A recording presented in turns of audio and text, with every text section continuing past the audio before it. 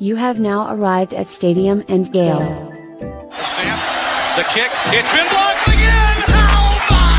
It's been blocked again! He's going to heave one deep down the field. It's going to be to the goal line. It's going to be gone! It's a touchdown! And the Gators have won the game! Tyree Cleveland! Oh my! I can't believe what I just saw! Dropping back to throw. Thompson fires the ball over the middle. It's going! It's going! Touchdown! Norwich got a touchdown! Oh my! Norwich got a touchdown! Hands it off to Harvin. He comes back. Say goodbye. Ahmad Black, in his final game as a Gator, takes it all the way home and sends Urban out a winner. You have now arrived at Stadium Gale.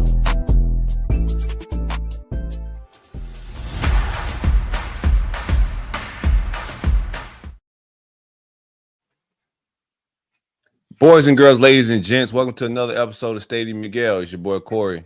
It's Dan. And your boy J Scott 25. What's good, y'all boys? It's game day eve, man. Game day Eve, baby. Game Day Eve. We're back. It's been a couple weeks.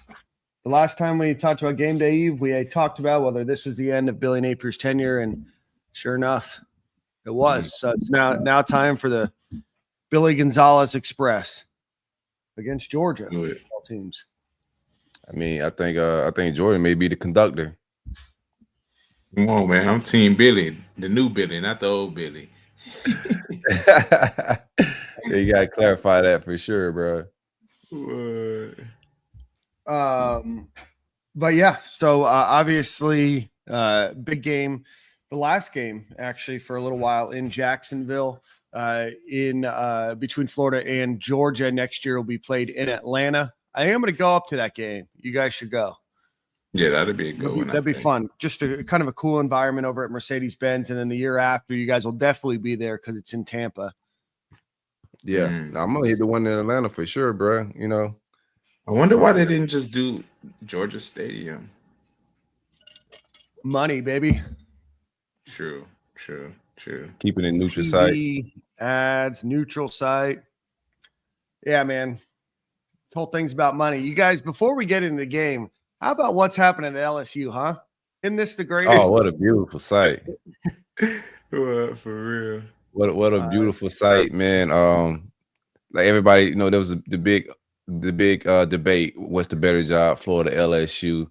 I think Urban Meyer kind of set this up a little bit. He mentioned the first mention I heard of the governor being involved in the LSU coaching process was through Urban Meyer on the podcast that he be on with what's the running back?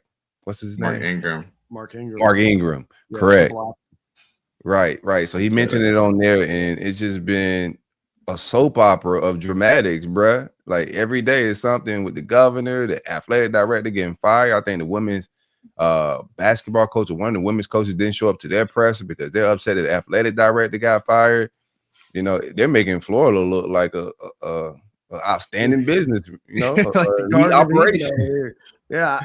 Could not happen at a better time. I appreciate that. I mean, if you remember correctly, it came down on Sunday where Scott Woodward called, who's the old athletic director, called in Brian Kelly, said that they needed to make some changes. Brian Kelly said no. He gets fired. The governor of LSU says, you know, all of these things about the industry, about Jimmy Sexton, about how they're not going to let their taxpayers get taken anymore. And then it just continues to snowball. I think Tim Brando is really the only one that's still sticking up for the state of Louisiana. Ultimately, yesterday, Scott Woodward, who notoriously bad contracts under his time at Texas A&M and at LSU. But other than that, like obviously a big game hunter, went and got Kim Mulkey and went and got some big coaches there. Now they're without an athletic director. They have an assistant athletic director that I think is leading the coaching search with help of the board of governors or whatever that group is called, their board of trustees. The chair of the board of trustees or whatever it's called had no idea that they were going to be involved in the search when they asked him a question about leading that search. So this is just really spectacular information. And then their top candidate, John Summerall at Tulane, got smoked by UTSA yesterday. A little toxic over there. I love it. I love it. I like that he's talking greasy about the agents and, you know, the contracts, the culture of college coaching. I agree with everything he's saying. Right. But it's time and place for everything. And this is not the time and place. Winning in the court of public opinion is not going to get you the coach that you want. Not in this one. No. I don't think Sexton is happy about any of the vibes that's been thrown out in the middle of negotiations, man. What you think? What direction you think? I still think LSU makes a splash hire. I know some people saying they may go the cheap route, but these people, they got money, man. They robbed children's hospitals in the past. I don't think they're just gonna settle for any old coach. I think they're gonna try to make a splash. I just don't think it's gonna be Lane Kiffin. It's just a lot don't align with what they're trying to do right now. Yeah, I don't know. I don't think it's going to be Lane Kiffin. And I think after that, especially after reading our comments every week, I don't know what splash hires there are out there. I mean, how many splash hire coaches are there in college football right now? I think they may go like Joe Brady or something. Yeah, I'm about to say it's like 3 solid ones that'll probably have you happy. Splash, there is no Lane Kiffin is the only splash this year. Yeah. Unless you're poaching like Kirby, that's not gonna happen. Unless you're poaching Sark, that's not gonna happen. It's just it's all new faces. So I don't think there's a splash right now outside of Lane Kiffin. Yeah, I'm not sure. You know, Joe Brady's interesting because he went to the NFL pretty quickly after. Did he go the year that Joe Burrow went to the NFL? Yeah. Yeah, he didn't stick around another year. So he's been in the NFL since, and he's the offensive coordinator at, you know, for the Buffalo Bills. I would imagine that puts him in a position to potentially get an NFL head coaching job, and he hasn't been back. You know, it's like some of the other names that people throw around in the NFL. It's like, if you can get that job, then why leave? Even if you can make a little bit more money. I mean, Joe Brady's a South Florida guy. I know that he was at LSU with Burrow, but it's not like he's a Cajun. Right? Not that you have to be, but I don't know what else connection he has other than those couple years, right? Yeah. I don't know what's I mean, it depends on your program, right? Like I think James Franklin, the Virginia Tech rumors, that's a splash for Virginia Tech. Yeah. It depends. Like there's just not a lot of splashes out there. So I don't know what route. It's gonna be a fight for Lane Kiffin. I just don't think he would want to go to LSU. It just doesn't make a lot of sense for what he's trying to do. And you know, Ole Miss or Florida just makes more sense. Staying where he's at. There's not a whole lot of family ties to Louisiana. He says it's going to be a family decision, not based around money. If it was just a money thing, I would give LSU a big shoe in this whole thing. But it's not just about money. And then the governing shenanigans and a whole lot of other stuff just don't line up. But I think LSU jumped the gun just like Penn State jumped the gun. Yeah. I think they moved a little too quick. But it was toxic. They had to. Shout out to Brian Kelly. Oh, man. Shaking his butt on visits. Yeah, we appreciate everybody. Gator Track Star from Tulsa, Oklahoma. Appreciate you for joining today. Yeah, that Miami Dolphins job may come available the way that Tua is playing. I thought it should have been available already. I like Mike McDaniel as a play caller, but not as my head coach anymore. And we stink. Oh, God. I agree. You guys stink. We stink. So, but I don't have to waste a Sunday hoping and praying that they put something together. But yeah, so anyway, enough about that. Game day eve.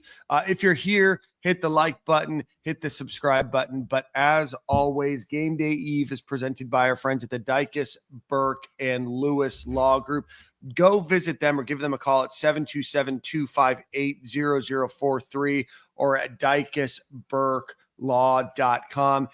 They used to work for the insurance companies. Now they work against insurance companies. So anything property damage, property and casualty, flood, wind, rain, whatever it might be, reach out to the Dykus Burke Law Group. They are going to be your partners here in the state of Florida to best protect you against your insurance company. Give them a call, 727-258-0043, 727-258-0043, Dykus Burke and Lewis Law Group.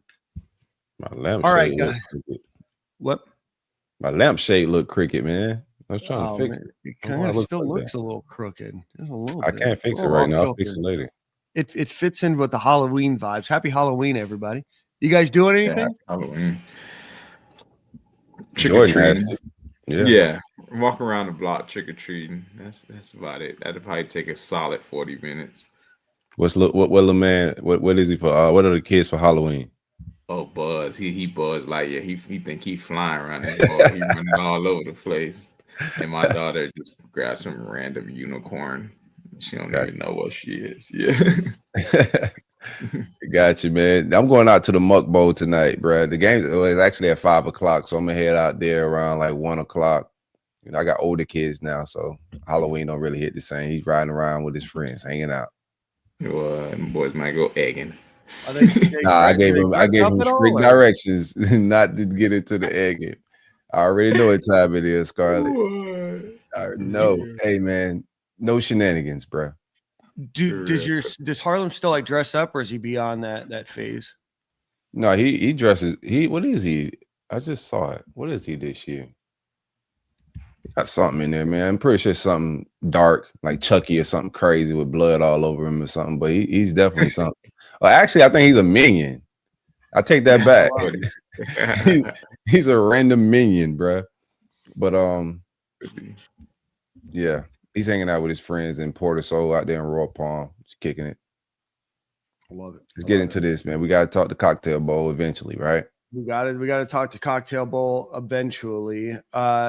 I do want to answer. Is it STL 4490? We will get you that at the end of the show today. I promise you. We will talk a little bit about Turnkey and how that process works. But let's get into game day eve. So again, game tomorrow at 3:30 on ABC at Everbank Stadium in Jacksonville. Right now, Georgia is a 7.5-point favorite. Total over under about a 50.5 or so. Money line UGA minus 275, Florida plus 220.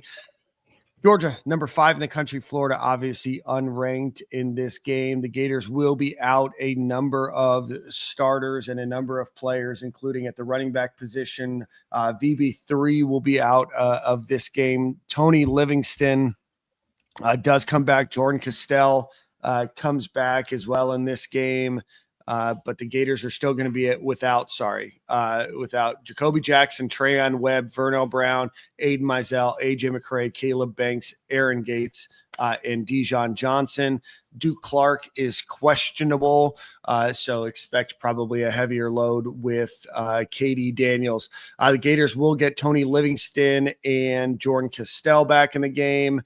And Cormani McLean should be back with Devin Moore and Sharif Denson for this game. Alfonso Allen, who played, expects to play a bit more in this game. Not injury related, just he had a good game. So, gentlemen, we can break down the game obviously a little bit more. But what are your vibes going into this game with the new Billy G, Ryan O'Hara offense that they're putting together? Man. Go ahead, Jordan. Oh, okay. I'll take off. Yeah, man, I feel like I'm interested to see what they'll come out in. I feel like coming off a bye week and same offense, but you know what I'm saying? New play calling, some new things maybe plugged in here or there, hopefully. So I'm interested to see what will come out swinging on offense, looking like obviously a team like Georgia, they're pretty physical up front. So they're going to challenge us in the run game. So I feel like we got to do a better job of kind of making the pass game look good, which hasn't been a strong suit for us. So I'm interested to see what we'll do in that regard, see what Lagway does for us, how they can kind of keep him in the game all game, and maybe we can see him use his legs a little bit. I feel like in Mississippi State game, he kind of used it a little bit, but I want to see a little bit more out of him, especially at this point in the season. Like, just let it loose, man. So offensively, I think I got a lot of question marks. I want to see what we'll be able to do. We got a lot of injuries as well, so I think that's good and bad for us injury-wise because, one, it gives us a chance to see our younger players, but two, also we showcasing our younger players with no coach right now and transfer portal talks going on and all that. So I feel both ways about guys being injured and our new guys being able to showcase their talent. Yeah, I think it's an opportunity, man. We go into this game with nothing to lose, really. My hope is that these guys just rallying with each other, playing with some pride. I think it's going to be a low-scoring affair. The games that we won, we've outrushed the opponent. I think we should run the offense through Jaden Ball like we should have done all season. But there's going to be some opportunities there to play action and take some deep shots, I think, in this game. Georgia's a second-half team. So if we do jump out to a small lead, just got to keep that in mind that they are a strong second-half team. Both defenses are pretty stingy. Our secondary, we get Devin Moore and Kermoney McClain back. I think that's a plus for us. I like to see that pass rush come alive.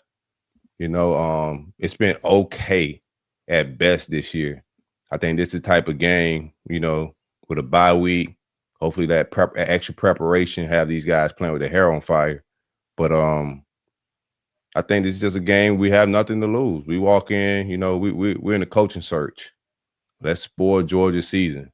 Like talent-wise, before the season started, I thought our team was as equal, or if not better, as far as like just Jimmy's and Joe's. Mm-hmm. We're beat up a lot right now, so they may have the edge in that department just because we're beat up and guys like Caleb Banks is out. We're thin. Secondary, we're very thin. But this is a game that we're going to be in it. The spread is 7.5. I think it's going to be a one-possession game. We're going to be in striking distance most of this game. And just, hopefully the ball bounces our way. Stay away from injuries. Last year, the turf, cost us the game last year, that bad Jacksonville turf. So hopefully our cleat game is on point. But I think we come into this with nothing to lose, bro. Like, we'll see how it all plays out. But I do think this is going to be a one-possession game. A one-possession game. I don't know. Obviously, it doesn't bode well for the Gators and the way that they've played. I don't think that Gunner Stockton is a great quarterback for Georgia. 10 touchdowns, 7 interceptions on the year. I think that he's fine. I think that he's very much more of a game manager than they've had in the past. I think that there's still an opportunity to force some turnovers. My one concern is being able to get out at the quarterback. Florida obviously has, one great game this year where they got, after Arch Manning quite a bit. But other than that, very pedestrian on the defensive line. And Georgia's only allowed 1 sack all year, which is just bonkers for me to think about. So, how does their our defensive line and their offensive line match up? Are we able to get enough pressure on Gunner Stockton? Getting Kermoney back, I think, is important. Obviously, Devin Moore's having a good year for the Gators. I think it all comes down to a rallying cry in how this team. Does he only have 1 interception? Did my facts get me wrong? Which they might have gotten me wrong. So I can't trust AI in the moment. Let me double check. Very good. He has 1 interception. So obviously getting after the quarterback and forcing an interception, any sort of interception might be good, but again, my apologies. Thank you for the correction there on his stats. So he's not going to turn the ball over. Still very much a game manager. 7.8 yards per attempt. Is completing 70.5% of his completions on the year for 1,553 yards. So throwing for 221, Georgia obviously is going to be relatively stocked at the wide receiver position. Getting those guys back is going to help and trying to limit some of those big plays. Gunner Stockton isn't a guy that's going to beat you through, the air, through, the deep pass. He's going to go work the ball downfield. So it's going to be important for that middle linebacker group, or that linebacker group in the middle to protect and stop, some of those slant passes and, ultimately just try to keep them and force them into to third down decisions and try to figure out a way that you can get to the quarterback. Florida's not been able to do it this year.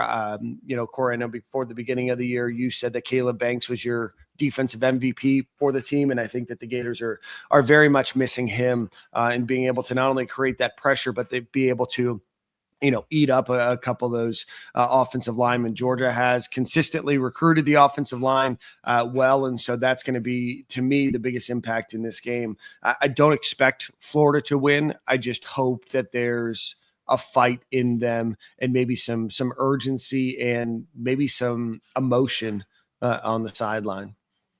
Yeah, I think like we're gonna have to run the ball to keep them just balanced, right? And you want to run the offense through ball and then play action. But Georgia's secondary is like 71st. They're in the 70s in pass defense. They're like a similar ranking to Texas. So if maybe if DJ could come out on fire like he was and hitting some big throws like he was versus Texas, I think that's a path. But we gotta be balanced. The opportunity to hit some deep throws is gonna be there. We just got to limit our turnovers as well. DJ got to take care of the football. Like him throwing interceptions in a game like this is just, you want to see him make that step. You can't give this team extra possessions. Top 5 team, Kirby defense, they're going to know his tendencies. So I think the key to the game, like ultimately, is going to be that DJ being able to hit some deep balls. I think Jaden Ball is going to he's going to hit around his season average. I think he's like 4th in the SEC right now, like 87 yards a game. Mm-hmm. I think he could hit around that in the game, but that's not going to win us the game. For us to win this game, DJ's going to have to be accurate. He's going to have to hit some deep throws, and he's going to not have to, he can't turn the ball over. Yeah, I think that this is going to be a game that Kirby tries to run up the score if he can. So you've just got to play good, sound ball. Georgia doesn't really have many or any blowouts on the year. Marshall, they won 45-7. Austin P 28-6. They beat Tennessee by a field goal. They lost to Alabama by a field goal. The Kentucky game was a 3-score game. The Auburn game was a 10-point game, and the Ole Miss game was 8. Now, obviously, Ole Miss, Tennessee, and Alabama were ranked out of that group. But this could be an opportunity where Kirby, who hates the Florida Gators, could try to run up the score. So you've got to make sure that you get consistent on first down on offense so that you can have shorter second downs and shorter third downs. That Florida being in a position where they're consistently 3rd and 7, 3rd and 8, 3rd and 9 plus, pardon me, really limits what you're able to do on the offensive side of the ball. So you've got to figure out ways to extend the drives. You're still missing VB3. You're missing Aiden Mizell. So who steps up? Obviously Dallas Wilson. They talked about getting Eugene Wilson more involved. Do we potentially see more of Take Hawkins? Do we see Nashon Montgomery? Do we see, any of the other guys that are sitting there waiting for that opportunity? Is this a game, where Florida can finally, put something together with J. Michael Sturdivant? I don't know, but Florida's going to have to find a way on offense, and then they're just going to have to really limit what Georgia's able to do, through the air and try to figure out a way to get after the quarterback. Because right now these stats just don't look very good in Florida's favor, but they do have some guys on their team, and they have played well, all season for the most part on defense. So is this another opportunity for them to step up and, play for themselves because they're not playing for a coach anymore? No doubt. I think there's a little bit of unknown too. Yeah.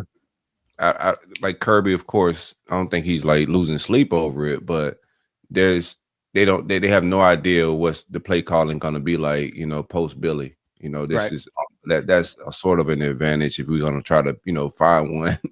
I think that's an advantage of them not having any idea how O'Hara or Billy G is going to call this offense.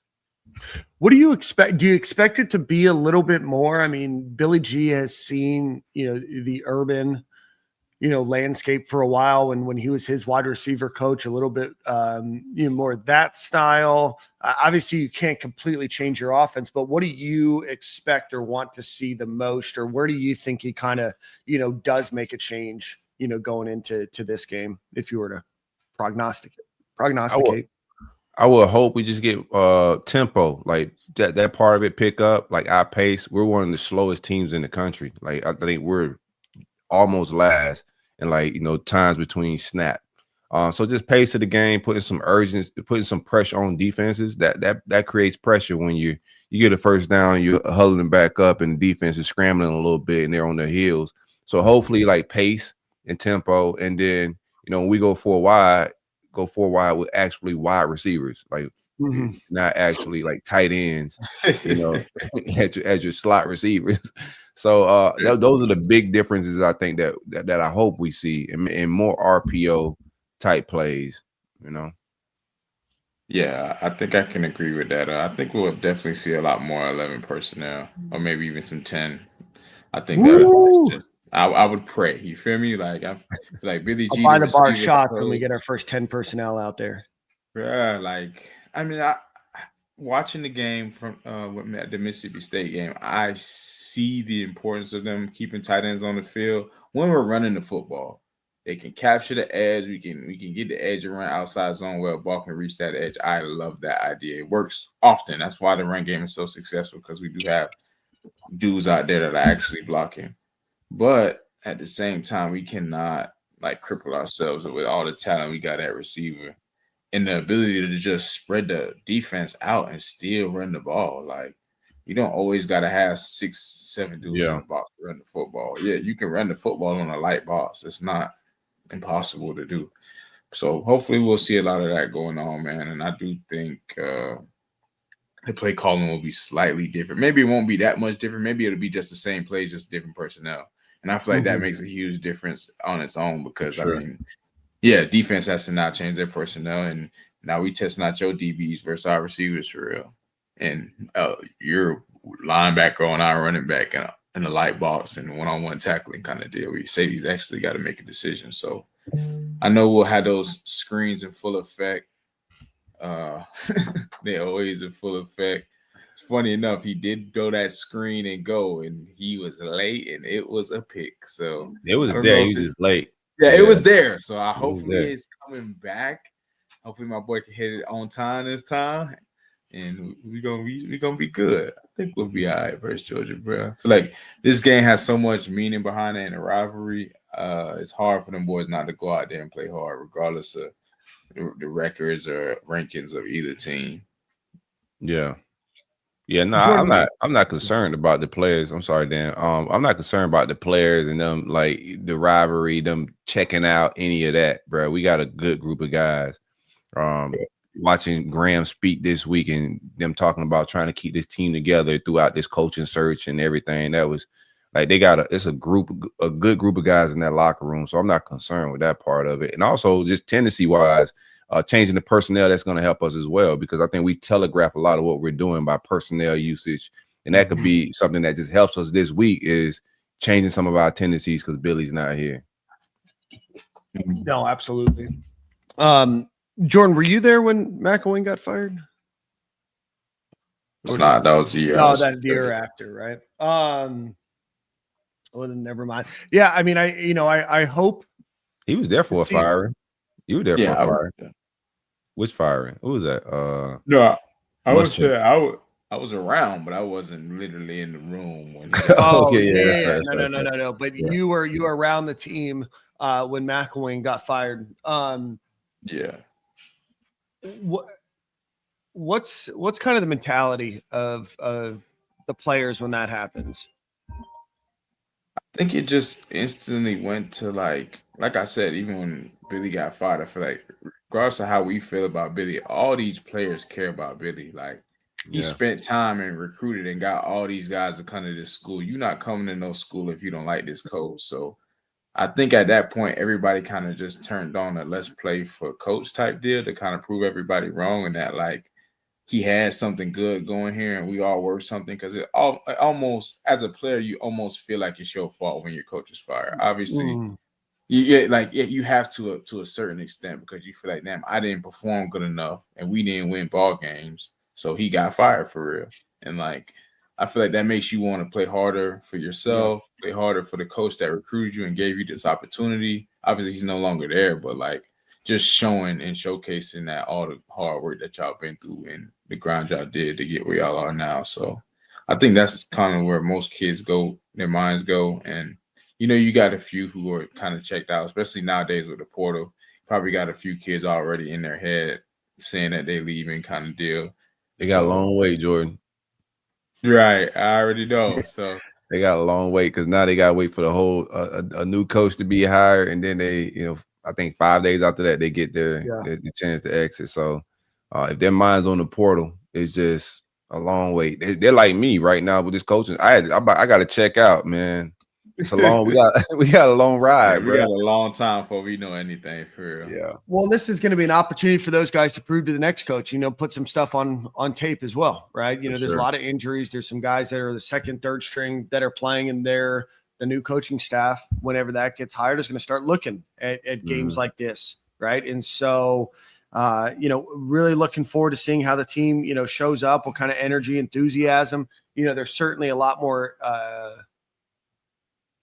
emotion, I think, from Billy Gonzalez than there is from Billy Napier. I don't think it's Will Muschamp type enthusiasm, but I definitely think that there's a different vibe and energy, with Billy G. And I think that you'll see a little bit more of that. Am interested in Ryan O'Hara.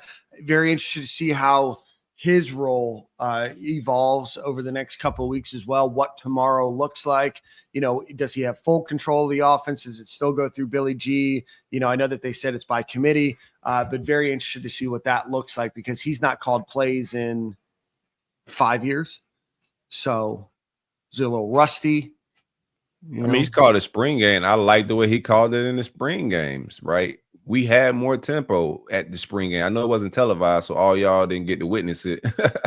But there was more tempo. There's more pace. I think him and Callaway called the spring game, and you could tell there was something different about, the sets. It wasn't tight ends in the slots. We were 4 and 5 wide. I had a little hope about our offense this year from that spring game. So he's had a few spring games just to play around with it. So it ain't the actual game. I am aware that it's not the actual, calling against Kirby Smart, but I think he's a big part of the preparation. I think, anything besides the same vanilla, look that we've been getting. I'm just hoping O'Hara doesn't want to go with the tight end sets, man. I think we just got to go 4 and 5 wide and lean into our shrimps. I think a lot of what we were missing is just simple things. I think Billy was just stubborn to his own detriment, but just going 4 and 5 wide with all these skilled players put a lot of pressure on any defense. So we'll see, man. Yeah.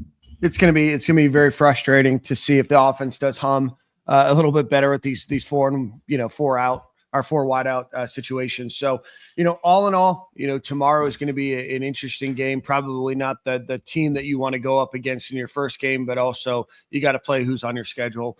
And I think that Florida does have some good players. Let's just run through Georgia just so you guys are familiar with some of the names. Leading the team in rushing is Chauncey Bowens, the former Florida Gator commit with 376 yards and 70 attempts, 4 touchdowns, 5.4 yards per attempt. I know you both are familiar with the name Chauncey Bowens. Nate Frazier, second on the team, 349 yards on 77 attempts, 4.5 yards per attempt, 2 touchdowns and 2 fumbles. Gunner Stockton has 298 yards on 56 attempts, 5.3 yards, 7 touchdowns, 2 fumbles. And then Dwight Phillips Jr., 142 yards, 1 touchdown, 1 fumble. At wide receiver, their leading player, Zachariah Branch, the former USC transfer, 362 yards, 2 touchdowns. Colby Young, 336 yards, 14.6 yards per reception, 1 touchdown. And London Humphreys, 185 yards. And then I guess Dylan Bell, 146 yards. They do spread the ball out. A lot of guys that have gotten, some decent burn this season. And then Cash Jones is a name that I know a lot of Gator fans are familiar with. He's back there as kind of a receiving running back for them. Mention the offensive line only allowing 1 sack on the season. Their defense has 7 sacks on the season, 13 hits, 62 hurries, and probably the guys you need to be most familiar with on defense are CJ Allen, Christian Miller, KJ Bolden, the FSU transfer, Justin Williams, the linebacker, and Ja'Cory Thomas. KJ Flip, he didn't transfer. Oh, that's right. He flipped the day of, right? My bad. Smart kid. Smart kid, got an opportunity for himself. All sorts of fact errors today from Dan. So that's where they're at. Let's see special teams of anything of note. Nick's not here, so we don't have to talk about punting. Their I mean, kickers only missed one kick on the year. Could be crucial in a game like this. Field possession position could be crucial, man. So Yeah, I wonder who's gonna be the punt returner. No VB3. Tank. I would put Tank back there in my opinion. Yeah, because I think next it would have been Duke Clark because I know he was on kick return, but I'm assuming it'll be Tank or maybe Eugene Wilson. I wouldn't mind Eugene back there either, but I would go with Tank just from a top end speed. You know, give a guy a chance to get his hands on the ball. Yeah. I almost want a pregame scuffle, like come in. Like, you remember that year where Mark Rick had his whole team run on the field, just doing like ridiculous. I don't want to do anything like that, but they had nothing to lose that year, right? And they just muddied it up, made it weird, and we ended up losing that game. Urban made him pay for it every year after that. But I wouldn't mind a pregame scuffle, you know, like just something to throw Kirby in them, just come in with a little bit of edge. And these guys are with that, right? Like Jaluk, you're out of here already. Y'all get suspended again, bro. Like let's get this is Georgia week, bro. Like, let's get nasty. Like, get another suspension, Jaluk. Let's start a fight. That's what I'm with. Sorry, I have somebody calling me on the on my computer. So yeah, no, Corey, I like that energy. I mean, you don't really have a lot to play for other than yourselves right now. So whatever you have to do to motivate the team, to get the team excited and ready to go. You shouldn't have to get excited and ready to go against Georgia, but you've had 2 weeks off now. The world thinks that you're a toxic fan base and that you shouldn't be able to get your top target, and that Florida really needs to be looking, you know, a level below, and maybe the talent's not as good. And you've kind of heard all of these things the last 2 weeks. This is an opportunity for you to go out and prove something different and at least have a little bit of fight in you. Like I said, that's the one thing that I'm hopeful for, that this team has a little bit more excitement, energy, and enthusiasm in them than they've previously had. And I think that a lot of that goes back to the sidelines. So we'll see. Big week against Georgia in Jacksonville. Enjoy the last cocktail party in Jacksonville for the last couple of seasons. Let's get into a little bit of buy or sell here, and then we'll wrap up here. Over, under, DJ Lagway throwing for 225 yards. We'll go Corey, Jordan, and then me. Yeah, they're 71st in the country in passing yards allowed. They're around the same area as Texas. And DJ was, you know, on this game there. And I think Billy G is going to want to feed his receivers, unlike, you know, the previous play calling. So, yeah, give me over. Jordan. I like the over on this one, and I feel like we'll be and it'll be a close game in my opinion. So I feel like we'll need to throw the ball to kind of stay in it and or win it. Yeah, no, I like the over too. You know, Lagway has another 2 weeks to prepare, get better. 225 is not a lot with how much I think that they're going to probably run the ball, which leads us into Jaden Ball getting 80 yards or more in this game. Gators average about 130 a game rushing. I think his personal average is about 87. Put me at over 80. Yeah, I like the over on that one too. Just because I feel like Duke Clark's hurt, so he's out. So I don't know how much Kaden Daniels will be getting in and getting reps, so it'll probably be a heavy ball. And you know, once you get that cat close to 20 carries, what you gonna get out of him? Facts. Yeah, I like that. I've got over as well. Will the Gators, Georgia's only allowed 1 sack all year. Will the Gators get a sack in this game? Yeah, I think we get a sack, man. I'm going to call one of the linebackers on a blitz. I think run, dial something up, and we get one from 5, man.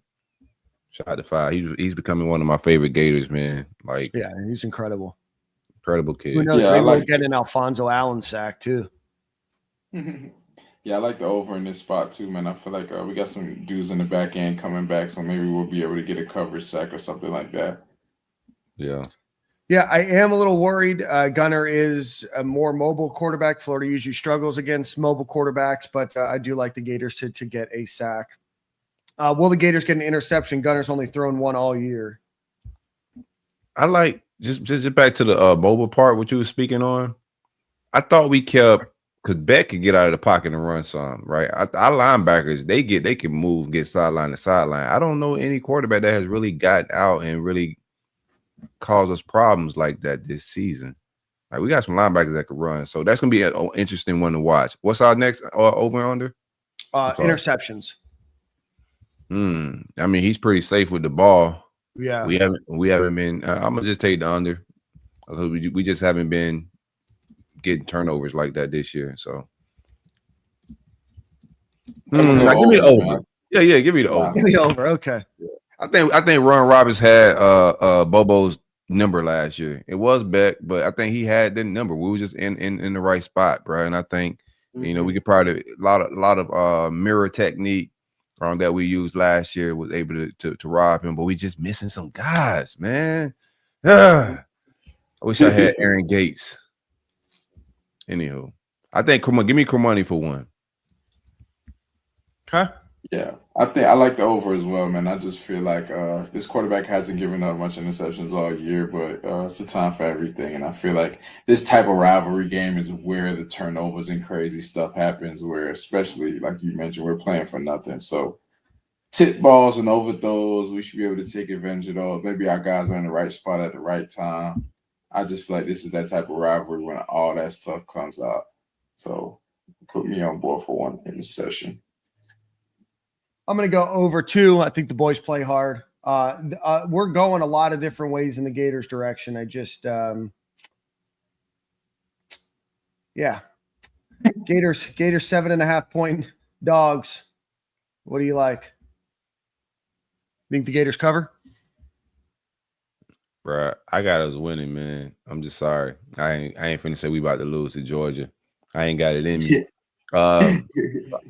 Like, give me the upset, bro. That'd be a magical season for me, man. A year where we getting a new coach, and could throw a wrench into Georgia's plans. They trying to get, SEC championship and get a good position in the playoffs. So, man, I think we got the talent to do it. We're banged up, but this is me just throwing a Hail Mary, right? This is a little bit of football logic is out the window here, right? We just talking straight. We're in fandom mode. But I think we find a way. Anymore, Corey.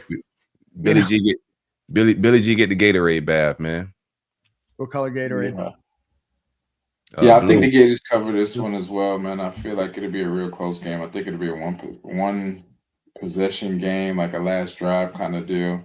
Whoever has the ball last will win the game kind of deal if they can go in and punch it in. So I feel like we'll score in the 30s range maybe. So yeah, give me with the 7.5. I'm with that. Yeah, I've got a dissent just because I think the injuries are going to hurt us, not necessarily at the beginning, just at the end, and that's not anything more than I think that the Gators will play hard. I think that the offense will hopefully look a little bit different. Florida will hopefully be kind of on a bit of an easier schedule going into November too. So, I think that there's an opportunity for Billy G to rattle off some wins to end the year. I don't know if they have the guys with all the injuries that they have, especially at some key positions. I am excited to watch that. So I'm gonna say no for the Gators winning or covering the spread in this one. I'm hoping I hope that it's not a blowout. But it's nobody's blowing us out, Dan. It's just not happening. We're supposed to get blown out a lot this year. We're supposed to get blown out, and it just hasn't happened. We've been in every game. Yeah, we do 5 interceptions and then get blown out. It's crazy. It's nuts. Yeah, that's maybe why Brian Kelly got fired. Probably one of the reasons, for sure. Now this team has talent, man. As poorly as the game plans have been, as poorly as the play calling has been, we've been in every single game with opportunity to win against a lot of playoff teams, and Georgia's right in that whole realm. And we got a bye week. I just think it's gonna be a game. I don't foresee a blowout. I would not be surprised if Georgia is struggling with the offense, if it can be different and if it's called differently, because I think that they're going to use a lot of different plays and a lot of different personnel out there than there's really no, how do you prepare for Billy Gonzalez or Ryan O'Hara for that matter? You can't. I mean, you can line up and you can kind of match up schematically, but you don't have you have zero tape of We're any gonna of them. catch him off. I think we could catch him off guard early, but Kirby adjusts. Like he's gonna figure out exactly what we're doing at some point. But I think we do have an advantage to start with some stuff that they haven't seen, or personnel and just tendencies that they haven't seen that could give us a little bit of edge. Because our biggest thing is everybody know our tendencies right now. Yeah. No, 100%. And so I'm looking forward to them airing the ball out. I'm hoping that it's a more fun team to watch. That's what I want. The next 5 weeks. Is this like an enjoyable thing, right? And not that you're like clawing your eyes out watching the offense move at a glacial pace. I'm hoping that Corey, you mentioned get to the line a little bit quicker, maybe run a little bit more tempo there. And then I'm just hoping that they can capitalize on some momentum. This is an opportunity where Georgia has zero idea of what to expect. They can scout for the players, but you can't scout for the offense, because I do think it will be different. So I'm hopeful and I'm prayerful. And I hope to the good Lord above that I'm wrong about my projection here, because tomorrow's going to be a big day if we pull off the W. Big day, putting some feet on tables. Oh yeah, to say the least, my boy. To say the least, brother. I have a couple friends going up to Athens for the Georgia game in a couple weeks. I might go join them just to wear my Gator shirt proudly at Sanford Stadium. You don't might care. Get I do not care. Hey, you too. You gonna look like Mike Norvell at the presser, man. We ever find out why Mike Norvell had a black eye? Anybody ever find out? No. No. Probably punched the guy that he thought was responsible for the issue. All right. I do want to answer. There was that question earlier, and I've delayed talking about it. STL. We'll talk a little bit more about it on Monday if you want as well. How does Turnkey work? So the Gators right now are engaged with Turnkey ZRG, their search firm. We talk a lot I'm just pulling something up here. They talk a lot about coaches having lists and what those lists look like, and coaches only going after, people on their list. And while that's true, and coaches do have a list, they're going to use a search firm for a variety of reasons. One, athletic directors can't watch all of the games. They don't know all of the analytics. They don't know all of the stats. What Turnkey is going to do is they're going to do portfolio-based analysis over candidates that you want them to look at, as well as candidates that they bring on their own. They're going to run through the pros, the cons. They're going to do the research on stats, analytics, tendencies, personnel, what kind of things have troubled them in the past. They're going to do, full on screens and synopsises on, a lot of different people. They might bring 15, 20 people to Scott Strickland or to the group that's deciding on what this looks like. And so that's going to be a lot of well-balanced research, talking to agents, talking to other people that are in the field. Turnkey has people that have worked in the profession before. They are very well connected in the industry of coaching. So they're going to do all of that for you. They're going to do references, and it's not the same references that you would have if you were going for a job. Does this person show up on time and all of that? They're going to ask, what is it like to work with that person? What is it like after a win? What is it like after a loss? What does the offseason look like? What do meetings look like? What does the structure of an organizational meeting look like? What kind of responsibilities do they give certain coaches, certain personnel? What would they want a personnel department to look like? Or what does the personnel departments that they've had in the past, what does turnover look like from an assistant coaching perspective, from player development, player personnel department? What is it like to work with this person as an administrator? So they're going to do all of that. That's going to take 2 to 3 weeks. After that, they're going to start whittling things down, and they're going to start really trying to understand what the numbers are. What are they looking for in a contract? A contract is a lot more than just dollars and cents. What does that look like in terms of responsibilities? What does it look like in terms of media engagements, or what they're expected to do outside of their job as a head coach? But ultimately, and feel free to DM me, STL. We can talk a little bit more about this. I don't want to get too long-winded. But what they're going to do is then they are also your arm's length distance away. There's no requirement for any of that information to be public that they ask. They can ask a lot of questions. They can ask more personal information than maybe a university is allowed to have. There might be limitations about what a state-run university is allowed to ask or allowed to collect on a candidate that they can find out on their own. They're also going to do a lot of the heavy lifting. You don't want Scott Strickland calling Jimmy Sexton and negotiating multiple times a day or multiple times a week, or really sitting on these phones.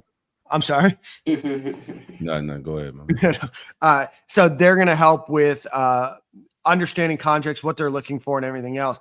Ultimately, they're going to be the ones that deliver the contract to the candidate as well. The reason that they do that is because you can say that, hey, we only offered the job to one person. That one person took it. There's a lot of different steps along the way. Like I said, one, it's an arm's length distance. Two, it's being able to spend an entire job of probably 3 or 4 individuals that are going to be potentially more. It really depends on how they want to set up the department or the group that's going to be taking on the search. The guy's name is Chad that's leading the group. I'm not going to tell you his last name because I don't want you guys going to stalk his LinkedIn, but he's the guy that's going to be leading the search. He's going to have research assistants. He's going to have other people. I'm not telling you that you can't go find it, but I'm just not going to give you your full name here. But you guys know where to go if you need. And so there's going to be a lot when it comes to research, a lot when it comes to documentation. Ultimately, the goal of the search firm is to do and be the research arm on behalf of the university and make sure that they're making the best and most sound decision. Does that mean that you can go against what Turnkey says, hey, this is going to be your best 3 options? And could you say, hey, I want option number 4? Absolutely. It's the same way that happens, in executive search. And that's a world that I'm very familiar with as well. So you can get a headstrong person to say, hey, this is what I want, but it's a job of the search firm to come up with options. So that's what they do. And do any of these people have football experience at all? Yes. There's a lot of people that are connected. The guy that's leading the search now is a partner. He has been involved on searches for Texas, Ole Miss, Oklahoma, Indiana, Purdue, Michigan State, Arizona, UCF, basketball searches at Michigan, Texas, Arizona, NC State, Indiana, etc. He was voted as college football's most intriguing people in suits by Sports Illustrated.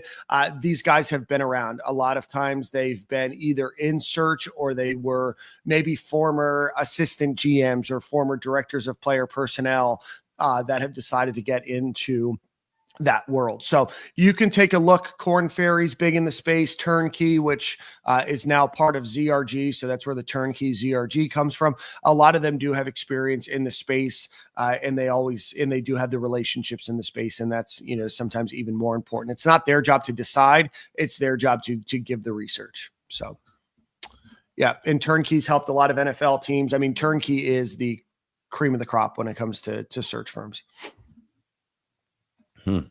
No, not a bunch of computer nerds. If anything, these are a bunch of just sales guys and business development and relationship people at the top level, and then a bunch of research wizards at the bottom level. But it's very much a relationship game, and then it's ultimately presenting a portfolio to the university. Yeah, you're not going to get any information like this anywhere else, man. Shout out to Stadium Gale and Daniel's expertise and knowledge of that's a fact. World. Yeah, no, I'm very involved in the executive search space with the business that I'm involved with. I got reached out to a job by Turnkey like 6 years ago. So that was funny.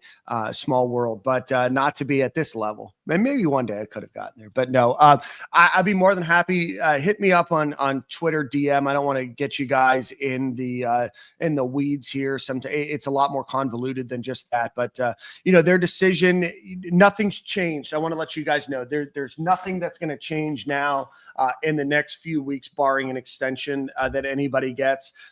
Florida is still in their due diligence and getting lists together. That doesn't mean that it is the list. It means that here are potential people. Here's what their interest level might be. Here's how plausible those candidates are. So when we talk about not knowing somebody's buyout, Like Turnkey can find out that answer if it's not public information, right? So just because it's not public to you doesn't mean that that information hasn't been happening.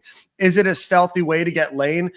Potentially, but it's also what you owe it to yourself to do. Florida looked at one candidate 4 years ago. They can't do that again. That's insane. Any job. In any job. No, you're right. Especially from an outside organization. Yeah. Right. Like if you were to say, hey, our offensive our head coach is leaving, let's promote our offensive coordinator. He's been doing well. Like, fine. But to do that as an outside organization is nuts. Yeah. Dan, would you ever work for UF's athletic department?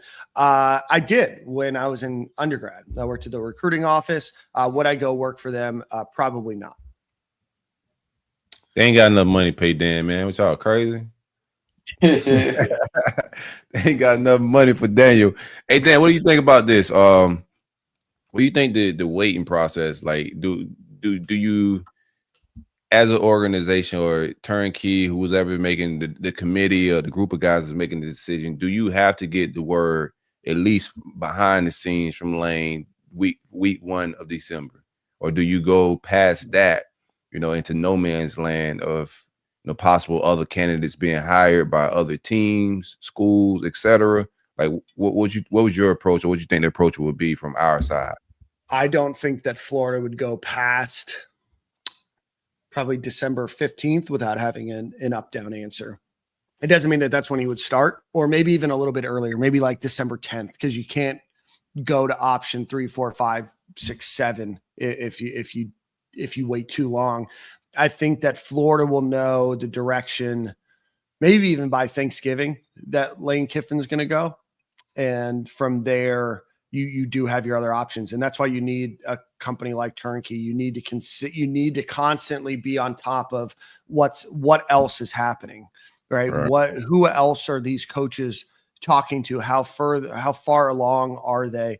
All of these guys talk, and all of these guys, some of it is a little bit of leverage, but these guys know, hey, who's Penn State going after? And is that a potential target that I need to move on? Or what does my offer look like compared to what this other offer could potentially look like? These are relationship guys. These are guys that are on the phone with Jimmy Sexton daily in weekly, or other folks at CAA or Trace Armstrong or whatever. So these are your ears on the ground and your boots on the ground.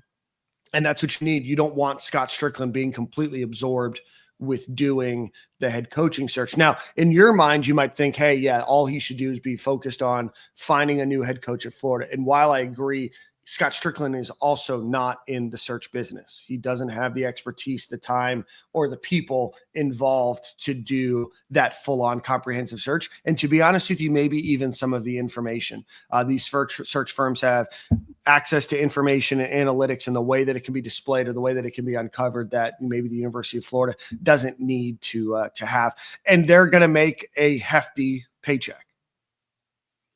Is it a conflict of interest or industry norm for like a company like Turnkey to possibly work for 2 programs doing this coach? Are they working with any other programs throughout? Like, it's a lot of coaching searches going on right now.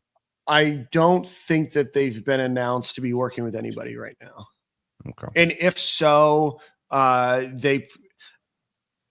they probably, and I don't totally know how Turnkey works. A lot of times there's a conflicts clause where if you're going after the same people, there's a same way with like a law firm, we'll have a conflicts clause that would limit that. And Turnkey's going to probably make $500,000 on this search. Light work. Yeah, not bad. Can they give us a BOGO? Office, right? Can they give us a BOGO for the baseball search too? Yeah, how about that? I do think Kevin O'Sullivan, and I put it on Twitter, Kevin O'Sullivan's going to be back before the season started. And I guess according to Zach Albaverdi's reporting, there was not a huge desire to keep Drew Allman.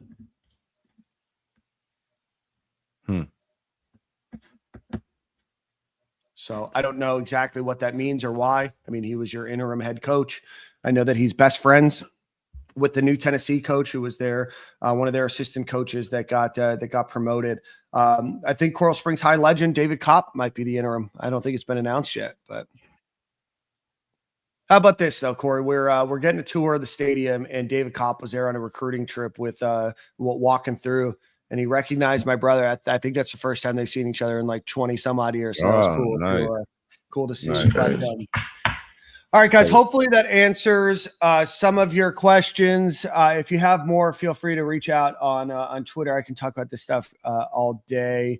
My DMs are still $100. It's not free like Dan. So if you hit my DMs, just hit the Venmo as well. Guess on how many we've spoken with. I think Florida has vetted over 10 people right now. I don't know how many they've officially talked to.